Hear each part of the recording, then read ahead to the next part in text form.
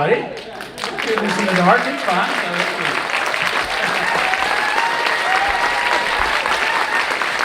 Thank you. This is Richard Linklater. I was standing in the back watching the last 20 or so minutes. So at 25, I didn't know where I was coming. It reminds me, like, yeah, this movie came out. I remember it was like Valentine's Day week 24 years ago, 95. We had just premiered at we were the opening night film at the Sundance Festival. We had played Berlin, which is going on right now, Berlin Festival, and then we opened right after that. So 24 years, my God. Ethan and Julie are so young. They're such kids. You were in your 20s when you made this, or right about 30 early or something? 30s. Yeah. This is technically my fourth film. Yeah. Days that come out the year before. So yeah, it was somewhere in there. It was after Days. I'd done these two big ensembles in a row, Slacker and Days, and I thought I wanted to take that methodology, the way I work with actors, big rehearsals, and just kind of concentrated on two people. Mm-hmm. That was kind of the idea. But the idea was personal. I'd been thinking about this movie for a while, maybe 5 years or so. So then I just got the chance. I can't believe every day in rehearsals, Ethan would be reading the script, just like some kind of pretentious stuff, and he goes like, "Rick, how did you get financing for this film?" Like it's just people talking and like really long-winded. And I always say, "I don't know, Ethan. It helps that you're in it." But at the time, people forget if you're a certain age. Like Ethan, I think after River Phoenix had passed away, the fall before this, and we were shooting summer '94. Ethan was kind of at that age range, he was the biggest star in Hollywood. He was getting offered every script. He was doing that and getting offered everything, but he was turning down. He turned out, Reality Bites had come out, I guess, the spring before we shot this. So he was kind of that guy for, there's always a couple names in that category. And he was turning down all that stuff to go get paid nothing to do this film with me in Vienna. It's really remarkable. I always give a lot of credit to that because, your choices, if actors took chances. And Ethan thought the film couldn't work. When we first talked about it, he goes, how's that going to work? I'll go, we're going to work really hard and make it compelling because like nothing happens, but everything happens. It's one of those things. So we're going to have to work really hard. And he just took that as a challenge. He got really motivated, but that's pretty gutsy, to think about that, let's go do something that at the height of your, earning, career, if he was more of a careerist, and I don't think anyone in his camp was telling him to go do this movie for no money and such a low budget film and everything. But that was I was working with two major artists, Julie and Ethan, and I knew it. I had cast carefully. I've been casting since the fall before. I remember when Days came out in end of September, I was casting that day in New York, meeting actors, and I cast all fall and spring, meeting everyone. I met Julie in LA early. She was like the third actor I met. And it's kind of in casting, it's a disadvantage to be the very first people. You always go, okay, great, but the best is ahead. But I met her early, and I was really intrigued by her and her resume at this time. She had worked with everybody, big European actors. They were both like 23 when we were shooting, but she had already worked with Godard, Schlorendorf, Kozlowski. She had this incredible resume of films, and she was so interesting and vibrant. And, I just really was intrigued by her. But I still met everybody else, and I came back to her, and we had a big callback in New York. I had 4 actors. I kind of got it down to. I just wanted to see them together. Like, this is quite a commitment. We're gonna spend a lot of time together. I just want to see how you guys, chemistry. So I was kind of mixing and matching. And Ethan told me later, he was kind of, I got to audition? Because you're getting offered every film. They don't ask you, you got to audition.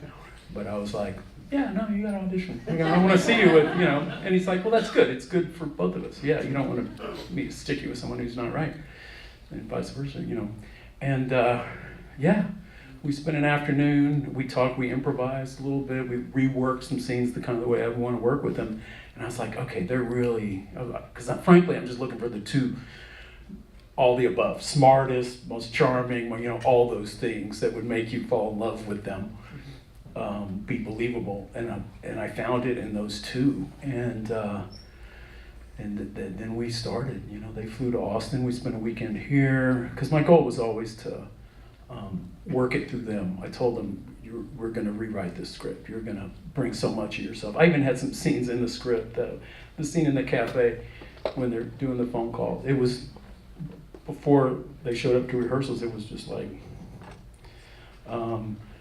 cafe scene. They talk. Relationship goes to a new level.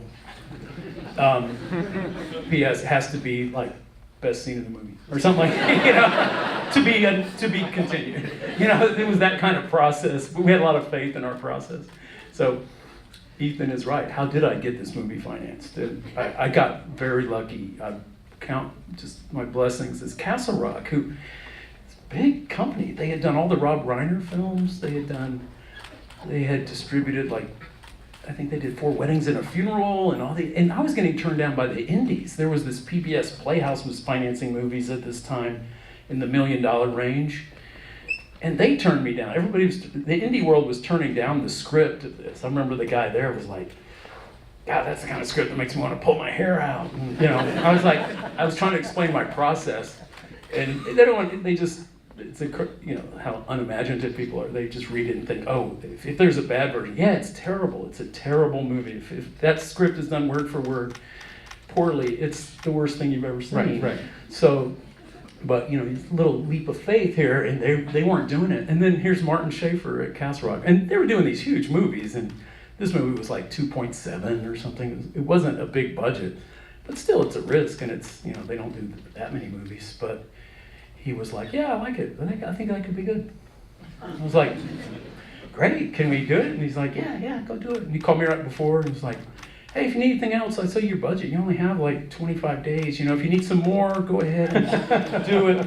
And like on Days and Confused, I had like a 42-day schedule, and then it was like, nah, just do it in 36. Do it. And everything was deductive. And it was just, everything was pulling teeth. And so I was coming out of that kind of tough studio experience. And now I'm working, I guess, with a mini studio, but it's a lower budget, but they were just all the support in the world. It was great. So looking at it, I see other films of mine, I have mixed feelings. I'm going through the production going like, oh God, I remember that night. This was just, it was beautiful. It was just so wonderful. The only downside, I remember, if you ever see the sky getting a little blue, I didn't really know this going in, but Vienna, it's in the north in the summer. It's really north. So I'm making a film that's 85% at night. You can't shoot until it's dark. Oh, it gets dark about 10:30 at night, maybe 11. Sun starts coming up about 4:30. I'm like, holy shit, we don't have time to shoot. So we would plan everything, and the first hint of darkness, even before the sky was dark, maybe we could shoot some inserts or a close-up or something.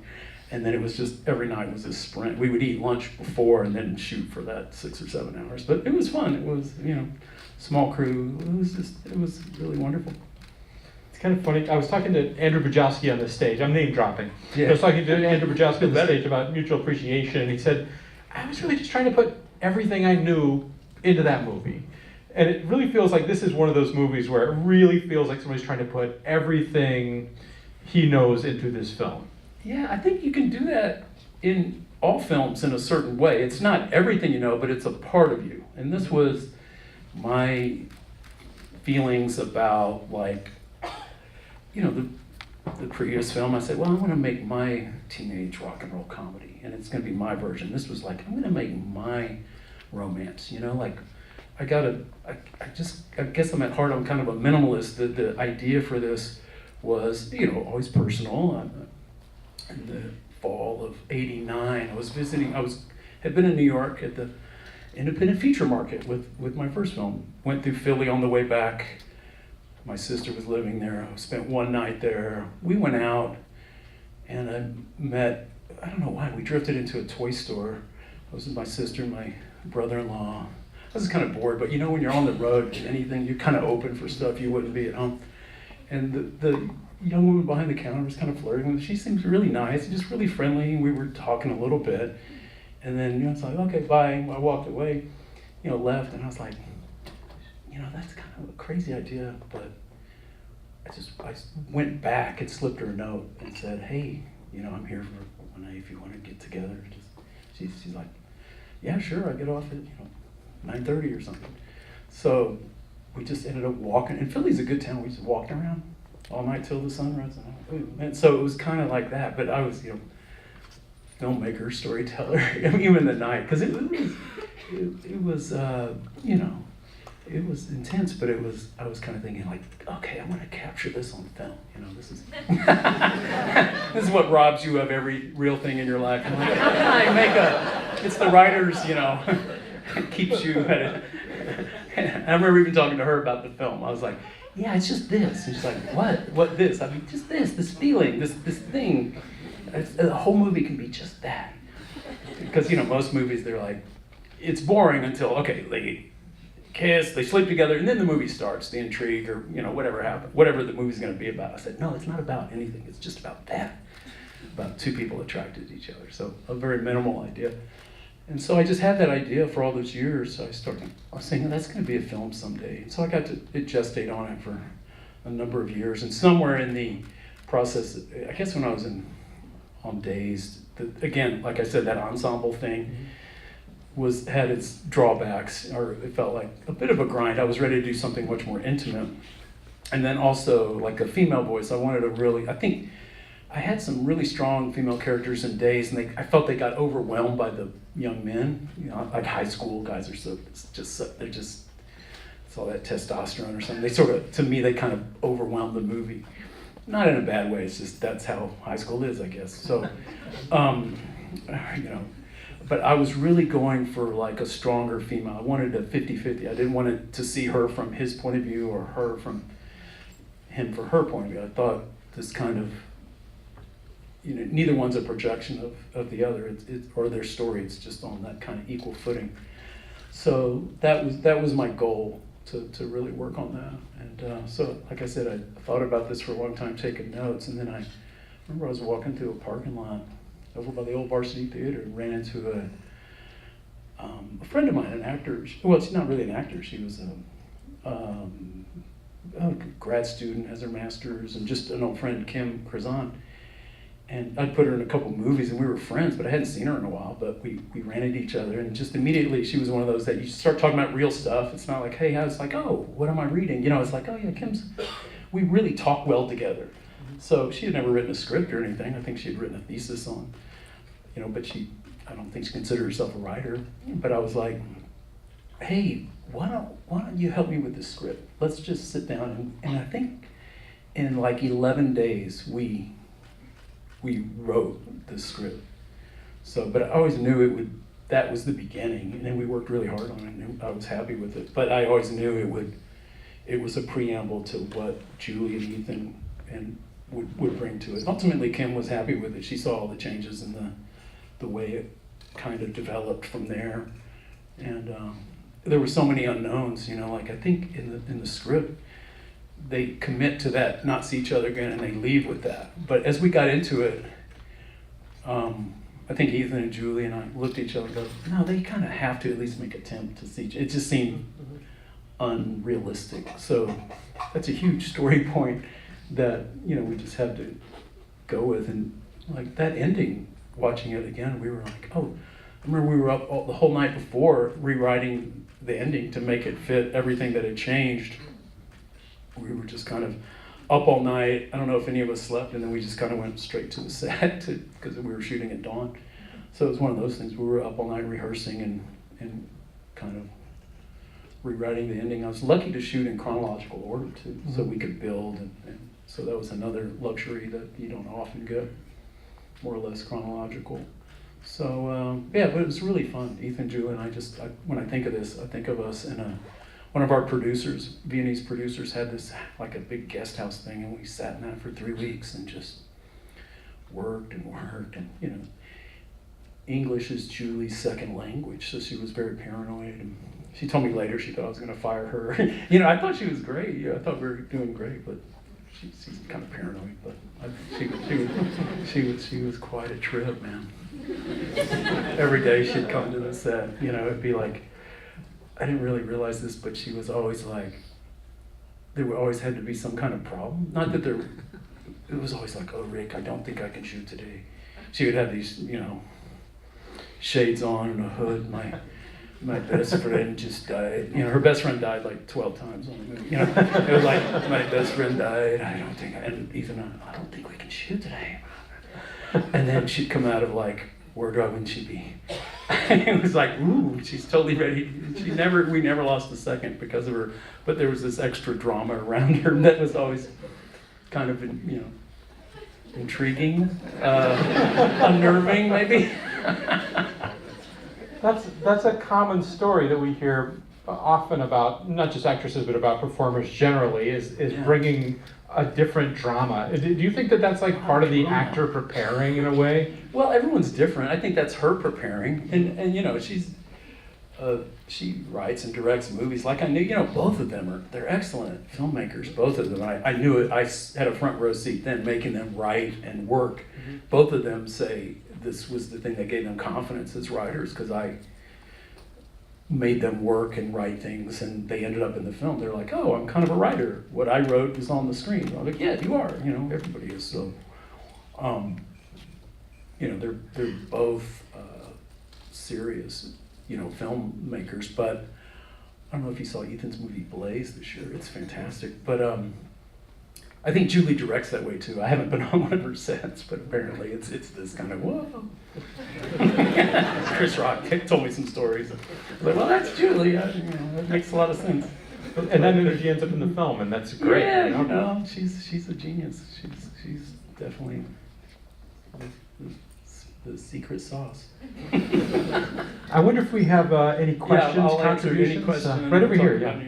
What was casting the Vietnamese or the locals like? Yeah, well, the best thing about a location shoot like this, you really get to know people. Wonderful.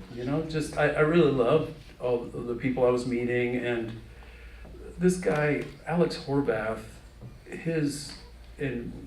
Regina, his partner of forever, they run the Vienna Film Festival. That's why I picked Vienna. This was written for Berlin initially, or going back, I had a version that was in San Antonio. Really? Like the train goes through San Antonio, and I just they were walking around. I walked around San Antonio going, I just like the way San Antonio looks. This was a couple years before, sometime before, but I was thinking, and he was European and she was American. It could have been either. I wasn't that committed. But I remember I showed days at the Vienna Film Festival. I was over in Europe, and I was like, oh yeah, you go to Vienna. I was like, well, I've never been to Vienna before. I went there because I had kind of gone around Berlin and other places in Germany, and not gotten the best response, I guess. I had, I don't know, I was thinking, because again, I'm on indie film with no money. They have these subsidies, and I met with some people, and they were all treating me like, I don't know, it just wasn't that welcoming. But then I went to Vienna, and everybody I met, I just really liked. The heads of the festival were cool. I met, just everybody I met, and realistically, they all speak English. So I thought, well, that'll be helpful, like in the movie, believably, they all can speak English. And I just found Vienna cool. It had this wonderful kind of, I don't know, it has kind of there's a dark side to it, but then there's the beauty to it, and there's obviously the history. And just kind of fell in love with the place and thought, oh, let's just shoot in Vienna, man, this is great. So it comes down to just kind of random, but I just always, the couple arguing on the train at the very beginning, that guy's name, he owns that cafe, the Kleines Cafe, where the palm reader, and I went back there, I guess it's been over 10 years, but I hadn't been there since the shoot, so I was back there. They were showing some films of mine or whatever. I was in Europe, and I went back there and was walking around and realized I was at that location. I was with a couple friends, like, oh, we shot here. It's like being, I'm like, oh yeah. And I got to talking to him, and he was like, he's an actor, but he says the cafe. He said, yeah, people come by all the time. I said, you're still in business? He goes, yeah, thanks to the movie. People come by all the time. Oh, yeah. You're kidding, right? But No, he said people do come by because it was a location, so that's flattering. I remember he was telling me he had been cast in the Fassbinder film as the lead. He had been in a couple other films, had a big European acting career, and then was finally cast as the lead, and then Fassbinder died. So he did in that film, but anyway. But great actors and just interesting people too. The poet, the kind of street poet guy, was a friend of Regina's, and not an actor, but an actual, just kind of a performance artist guy, interesting guy. And when I was back there, I was walking up to the theater. This is just a weird idea. Weird thing. I walked up and he was sitting kind of just like he is in the movie. He was just sitting on the sidewalk approaching the theater. I looked down and it was like a scene out of the movie. I'm like, what are you doing? Anyway, we started talking, but I was just like, it was kind of weird, like being in a dream or something. But there he was. But they were all very cool.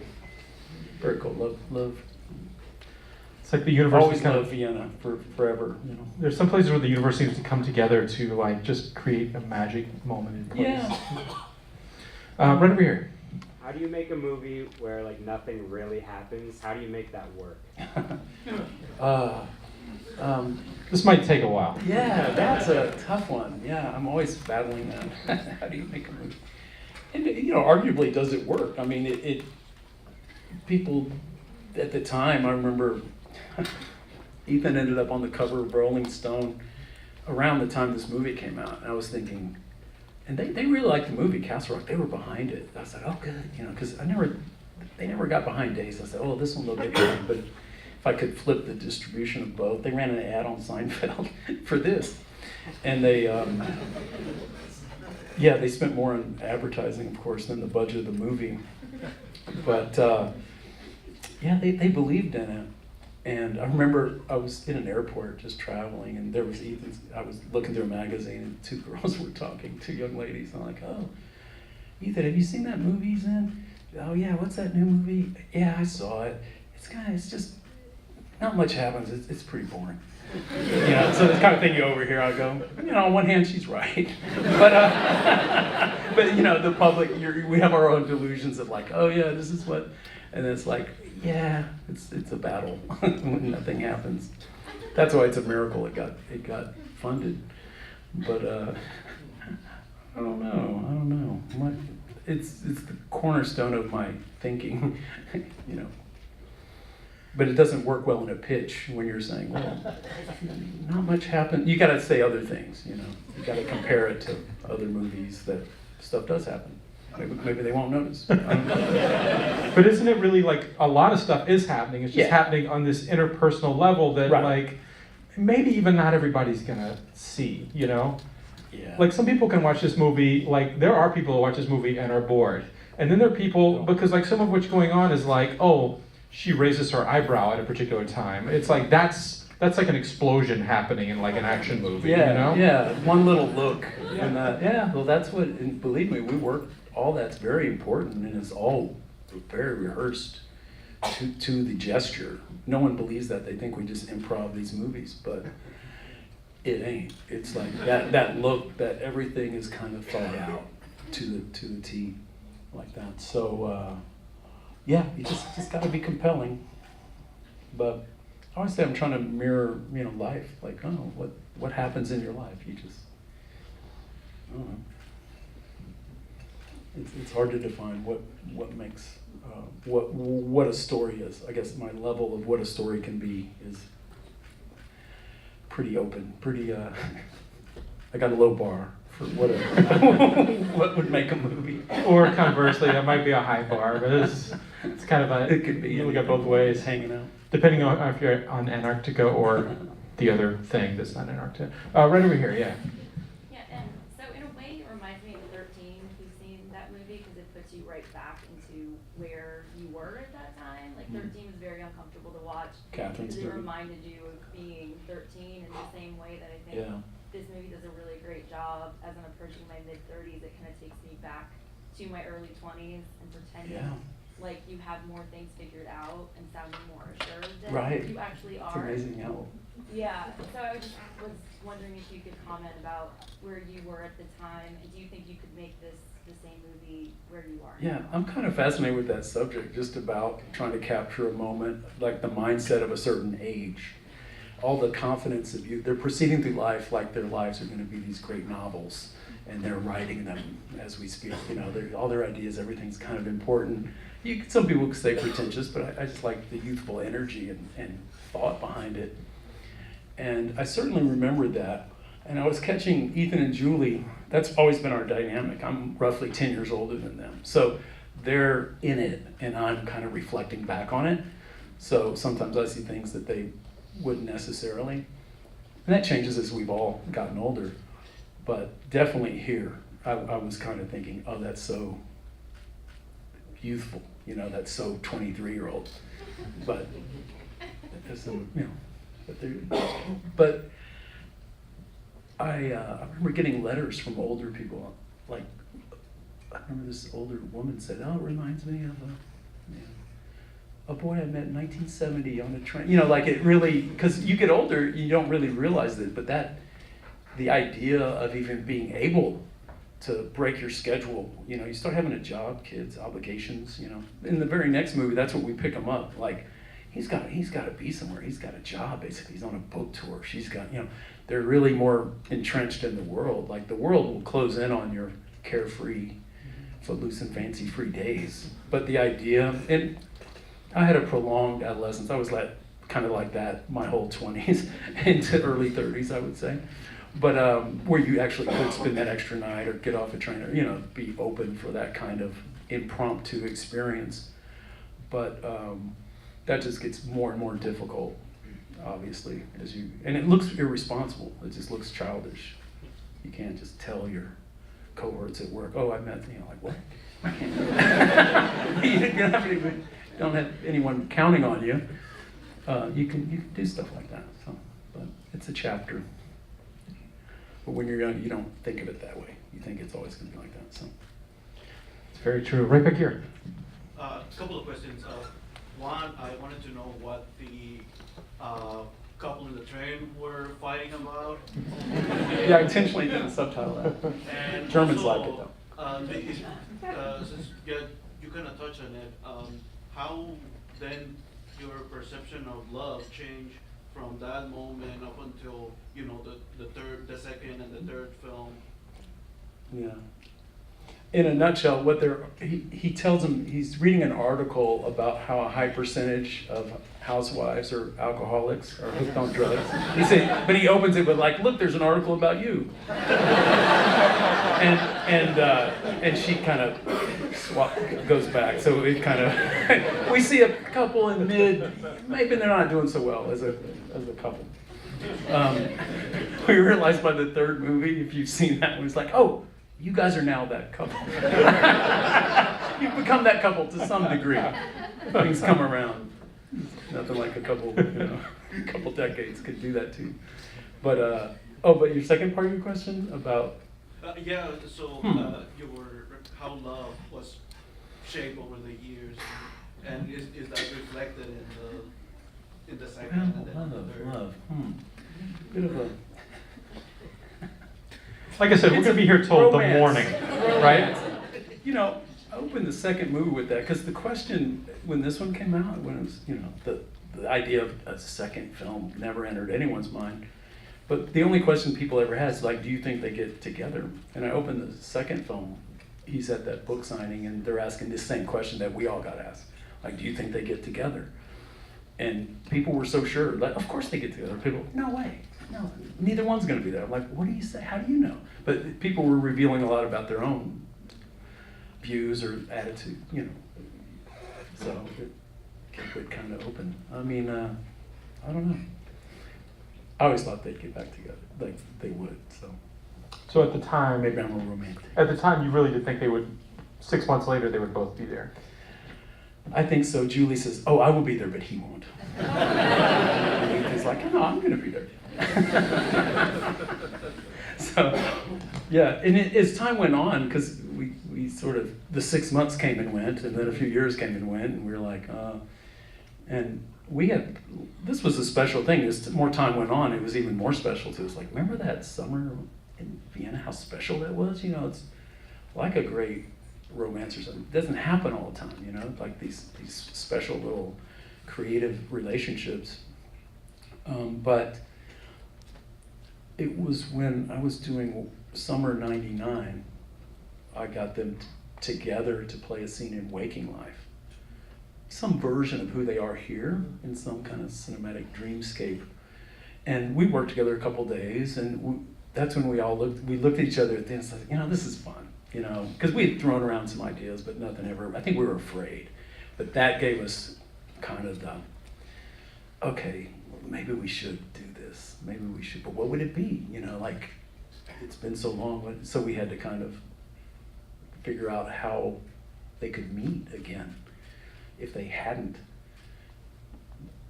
You know, and this is so technologically obsolete, you know, the idea that, I don't know, if a young person say, why don't they just, you know, what do you mean you can't? But back then, it was hard to keep up, you know. Phone bills were expensive once a long time ago. A long distance romance was expensive. It was hard to do. It was just. You used to actually pay for a long distance call. Yes. Like they cost money. Yeah, when my girlfriend at the time was in Spain, the one on the asinine, whatever I remember making one phone call, and I'm working for not that much, and the bill comes in, it's like, you know, $95 phone call. He's like, that's like half a week's work, you know, to talk for an hour. Mm-hmm. It's like, you know, you couldn't do it. I mean, it's really difficult. Every guy in college that I was in school with, we all had girlfriends back home, but they never lasted. I mean, but now I think it's a lot easier. You can just. Used to write letters. Yeah, a lot of letters. Yeah. You gotta check the mailbox every day. What were we thinking? It was, yeah, there was something, you had to really earn it. But it's so funny now to think that, you know, they didn't exchange. I mean, that's intentional, that they would. And, you know, the woman I met in Philadelphia, we did actually, that's where I think the notion of not doing it, because it was in reaction to that, because that ended up sort of the usual fizzle, some phone calls, some letters, and then time, and it's a long way away, you know, for the reasons I just said. And other people come in your life, and, you know, just, you know, so. Deep truths. Right over here, yeah. As a filmmaker, how do you find the motivation to keep up with such a large-scale project as this trilogy, and then also something like Boyhood? And my second question is, out of the three of this trilogy, which one is your favorite? Ooh. Did you guys hear that? Probably not. How do you find the motivation to keep up with and keep this trilogy going through your filmmaking career, and also do something like Boyhood, which is very long range? Yeah, those are two long-term projects, but very different. Mm-hmm. First one, this one, I mean, ourselves included, no one thought this was until, you know, there was no plan for a sequel. And we always joked, it's the lowest grossing film to ever spawn a sequel. And so even at the time we were doing the second one, people were like, now why are you like, and then people more condescending, like, you must believe in yourself, huh? You know, there's that. There's just a handful of people. The three of us and Martin Schaefer at Cast Rock was like, yeah, let's get them back together. He liked it. He was all for it. So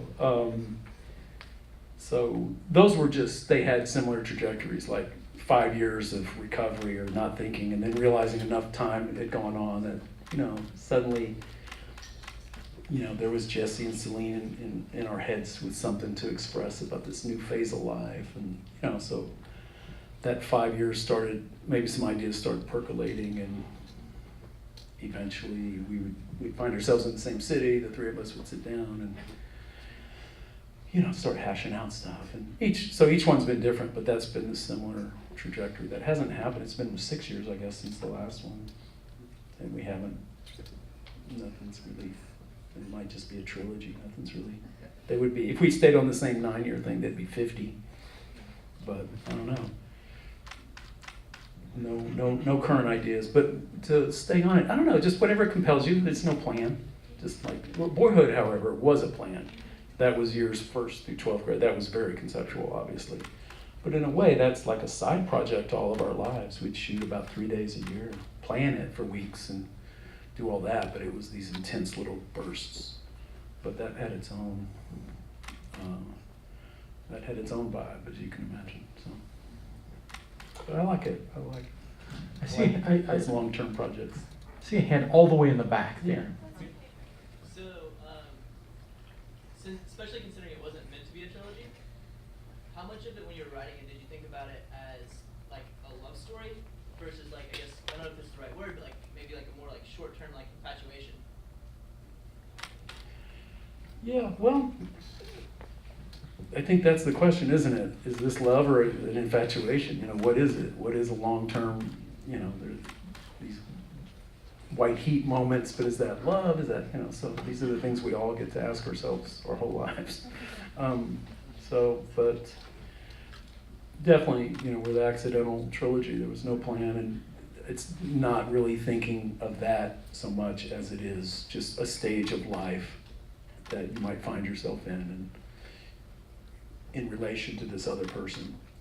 So the second one, you know, is very different. You know, it's a real-time sprint, you know, through Paris. That was a big idea, you know. So I don't really have I can't claim a favorite, but if I had to watch one right now, it would probably be the second one. It's the shortest, maybe.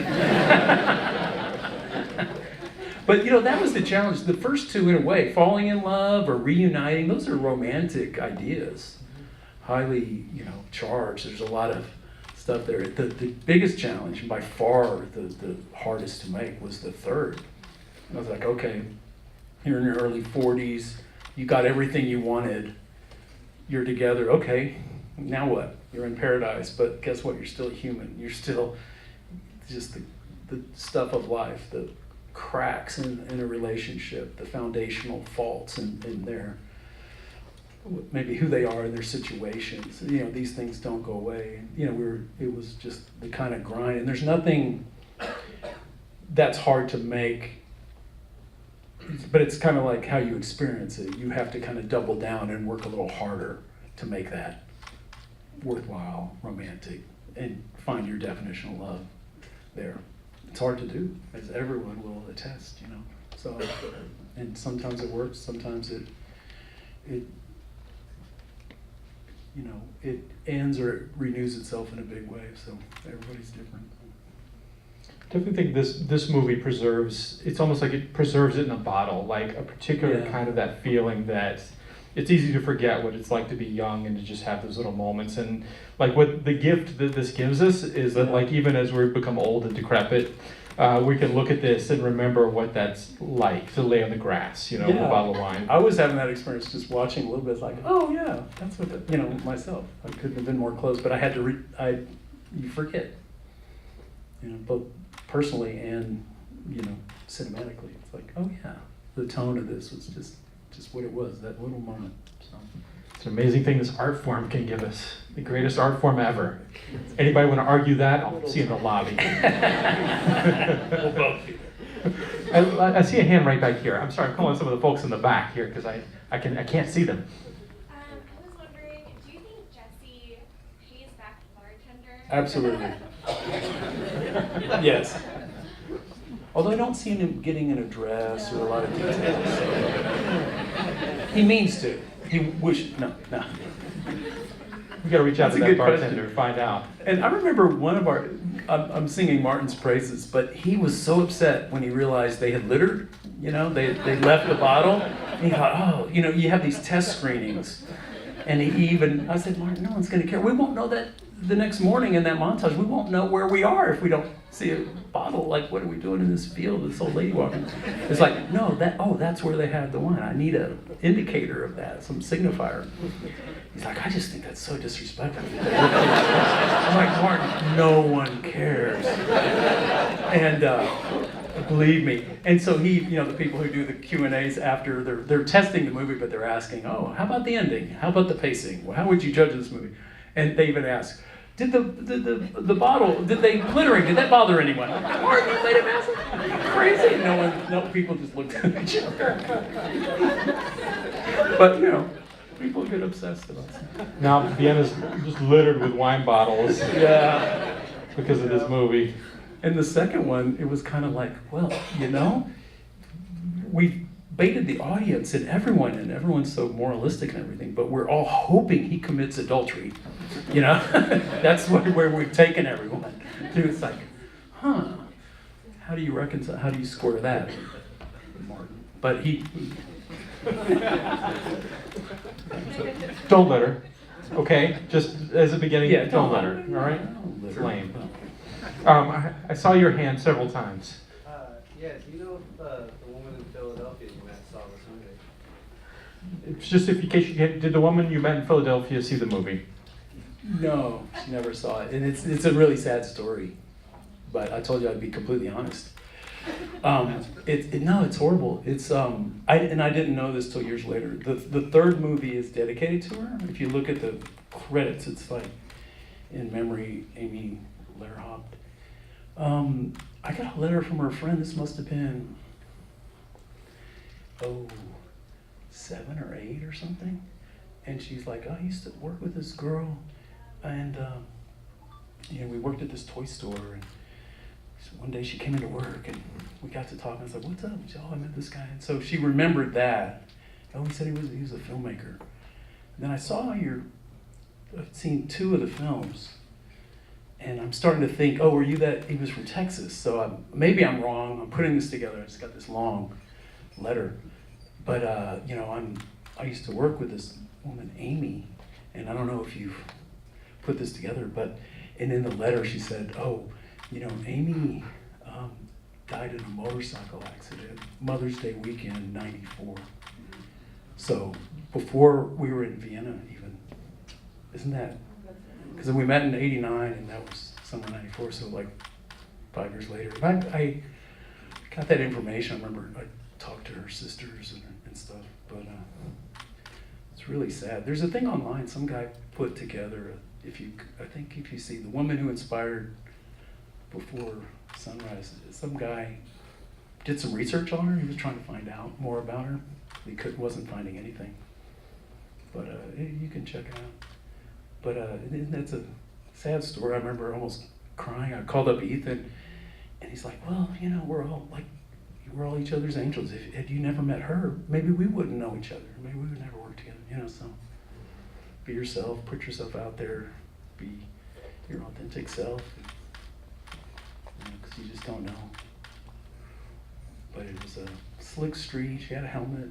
The motorcycle, the driver, she was on the back, but he was fine. It was just kind of a freak head injury.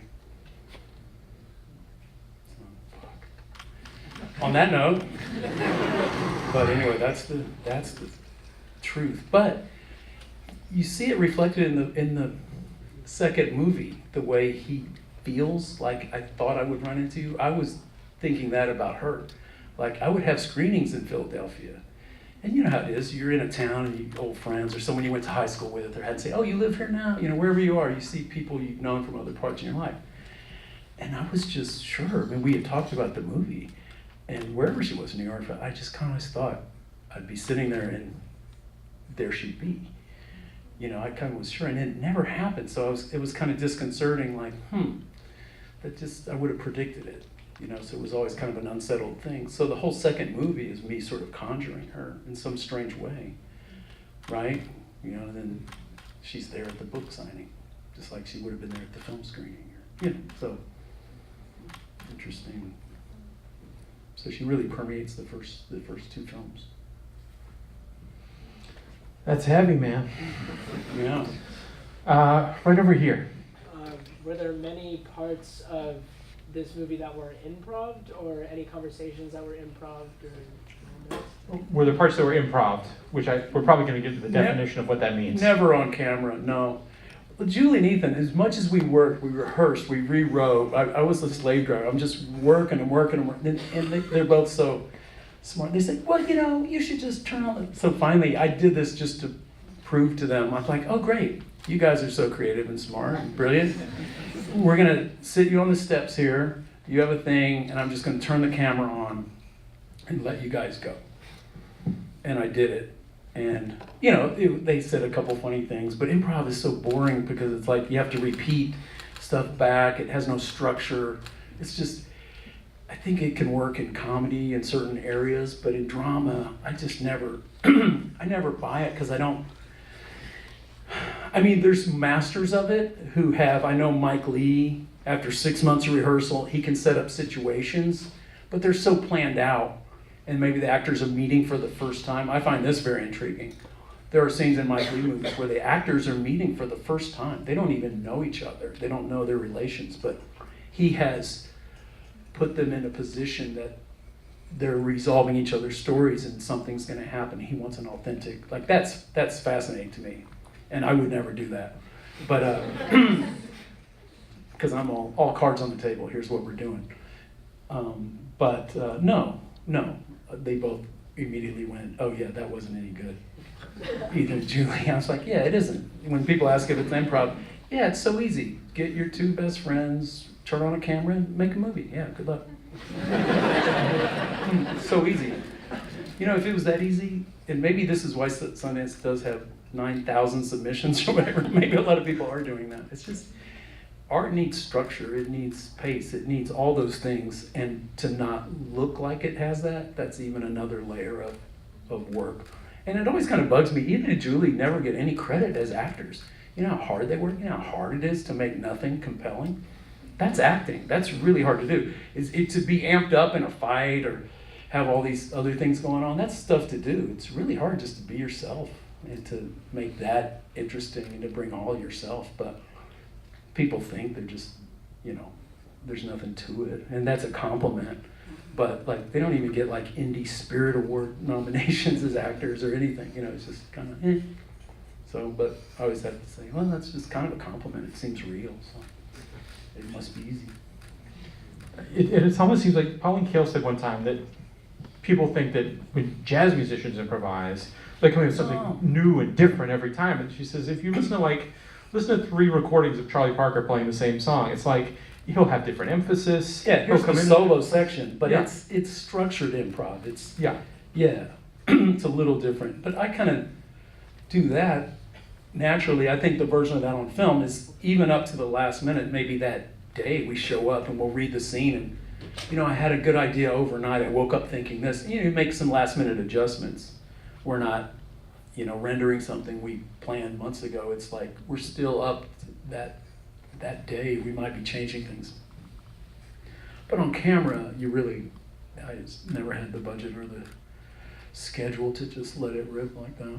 But that said, you know, great things happen all the time. You know, there'll be stuff, and certain actors are better. I've done it in other things briefly, very calculatedly, but not very often.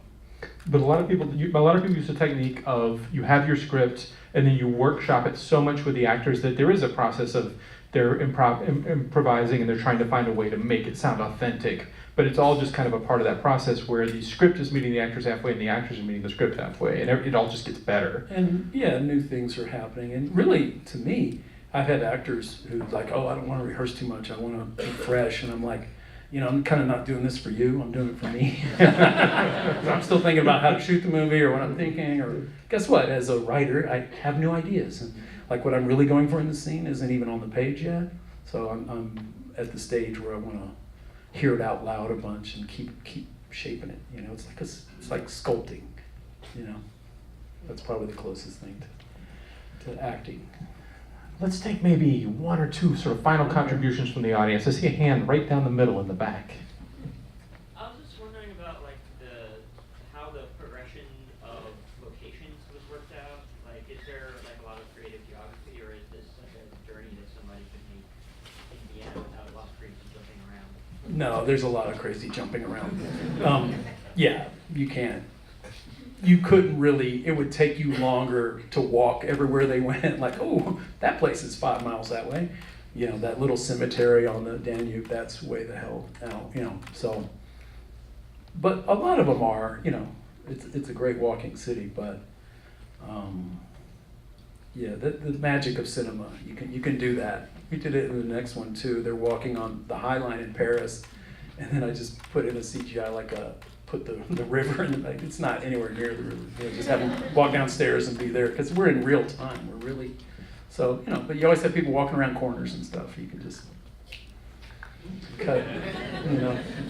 So See also when you- Slacker, yeah. Dazed and Confused. Exactly. When it's your hometown, I remember watching Paris, Texas in Houston with a Houston audience. You know, that's like ends in Houston, and he's on like the 610, and then cuts to the driver, cut back, and he's on I-45, and the whole audience just bursts out laughing. I was like, wait, that you just jumped over to the different freeway, you know, by the things. But it's like, okay, it's movies, you can do that.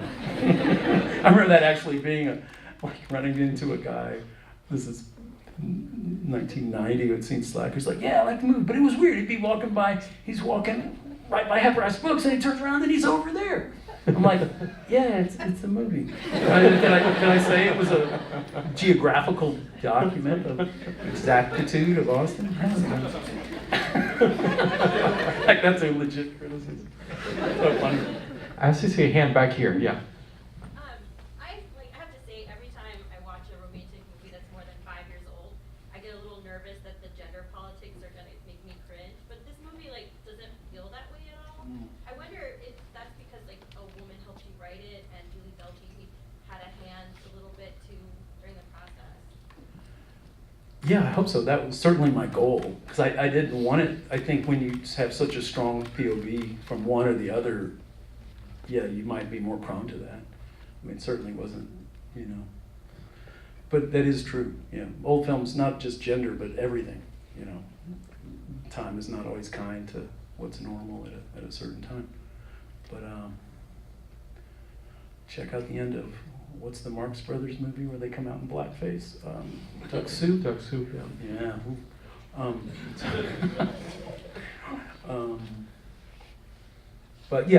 But yeah, I would credit strong female voices, Julie, Kim, and, you know, the intention of the movie. It's a good working method, like just include all the people who work on it, like make them feel like people, and you know. Yeah, you can spread it around a little bit too. You know, you get these chances to include everyone. And I listen, you know. I don't want to, you know, we all have our blind spots and we all have our, you know, points of view. I'm ready to be challenged at all times. You know, it's a good thing. Seems like it's working out. I'd like to take one last contribution, because we aren't really going to stay here all night long. And I saw your hand first. Stay Right over to here. go on. Who can do it? We can. You talked about how this movie was kind of hard to get backing for because it was sort of about nothing. Did you ever consider writing it as a novel instead? Or did you try to do that in the process of? No, never. I think once in on cinema, it would lend itself probably to that. And I've had offers, people have kind of wanted to do it as like a play or reading, and I'm just like, yeah, whatever.